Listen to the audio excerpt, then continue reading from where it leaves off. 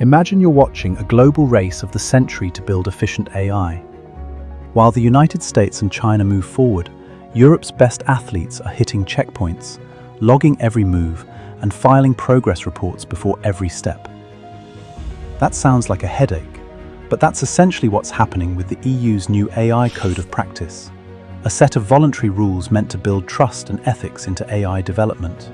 Even Google signed it, though not without a few raised eyebrows. So here's the burning question. Is Europe becoming the world's most responsible tech regulator, or is it tying its own hands while the US and China speed ahead?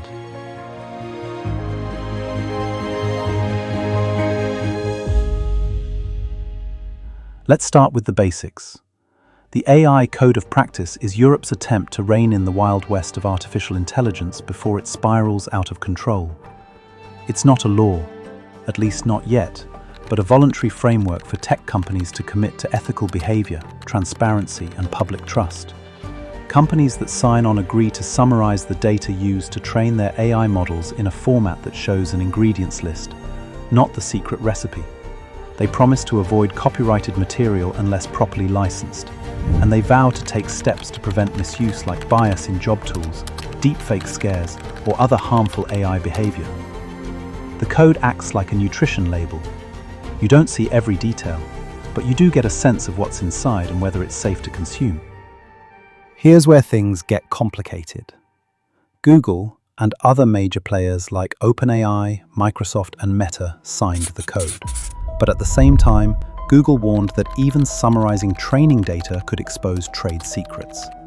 It's like asking Coca-Cola to list out its herbs and spices, not the formula, but the clues are close enough that imitators might gain the upper hand. There's concern that this could make AI models easier to reverse engineer, which would be a goldmine for rival firms.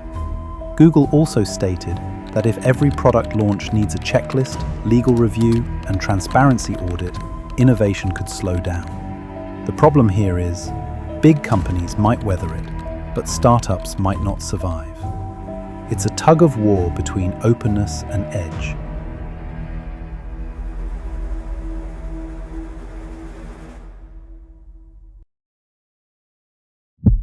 This is the heart of the conflict.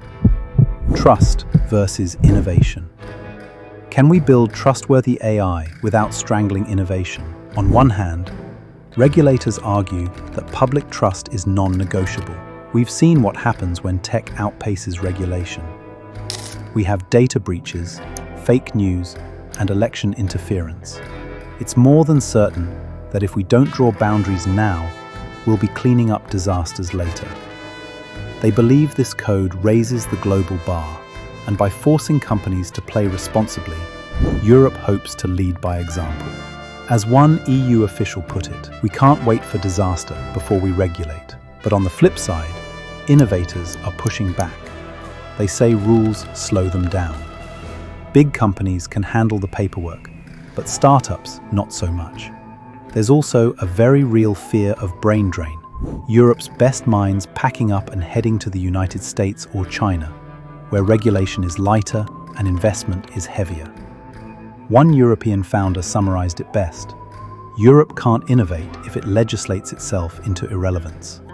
To see the bigger picture, let's take a step back. Each major power has a different philosophy on AI. The United States plays the promoter approach, where the market leads, venture capital flows in, and regulation is probably the last thing on their mind. China, in this case, is the controller. The government not only takes the wheel, there's centralized planning, national AI strategies, and surveillance-driven deployment. Europe is the referee. They are here to enforce the rules and keep things fair, even if it slows them down. So, 3 runners in different lanes. One racing full speed, one pushing from the top, and one blowing the whistle to keep things clean. The question is, in a trillion-dollar industry, can the referee actually win?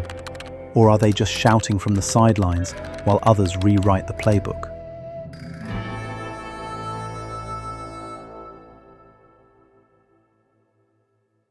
Let's talk about the winners and losers of this code. Ironically, the biggest winners might be big tech. They can afford compliance, they helped shape the code, and their legal teams can navigate complexity like a GPS.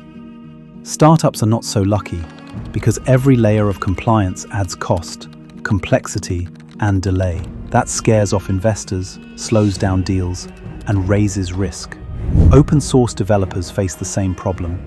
If you're building something in your garage or on GitHub, the cost of complying with Europe's standards could be too high, too much transparency, and they expose their code to reverse engineering or lawsuits. That means fewer grassroots innovations, fewer alternatives to big tech, and possibly a chilling effect on open collaboration. On top of that, Europe is already trailing behind in AI funding compared to the United States and China. If this trend continues, Europe risks losing its capital and talent to other countries. Let's take another step back because the frame just got wider. As much as this debate revolves around companies and rules, we need to consider our future. Can AI be both fast and fair? Can it be innovative while still grounded in ethics? Europe hopes so. They're trying to write a rulebook that encourages progress and protects people, but some critics say the opposite is happening. They fear Europe is constructing a maze of compliance nobody wants to enter. So, it comes down to a fundamental choice. Are we regulating AI to protect society, or controlling something we don't understand yet? The truth is probably both. Here's what we do know. The EU's AI Code of Practice is a big step, voluntary for now, but it sets the stage for the upcoming AI Act, which will make many of these rules enforceable.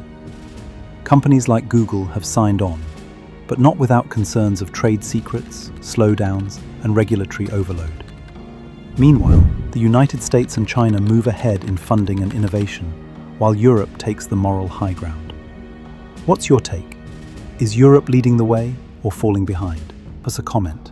We'll feature the best thoughts in our next episode.